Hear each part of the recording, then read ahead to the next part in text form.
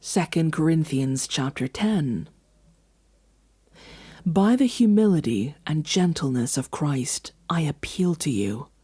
I, Paul, who am timid when face to face with you, but bold toward you when away, I beg you that when I come, I may not have to be as bold as I expect to be toward some people who think that we live by the standards of this world.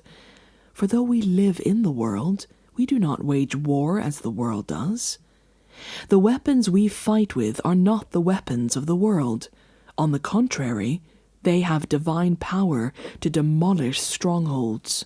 We demolish arguments and every pretension that sets itself up against the knowledge of God, and we take captive every thought to make it obedient to Christ. And we will be ready to punish every act of disobedience once your obedience is complete. You are judging by appearances. If anyone is confident that they belong to Christ, they should consider again that we belong to Christ just as much as they do. So even if I boast somewhat freely about the authority the Lord gave us for building you up rather than tearing you down, I will not be ashamed of it. I do not want to seem to be trying to frighten you with my letters, for some say, his letters are weighty and forceful, but in person he is unimpressive, and his speaking amounts to nothing. Such people should realize that what we are in our letters when we are absent, we will be in our actions when we are present. We do not dare to classify or compare ourselves with some who commend themselves.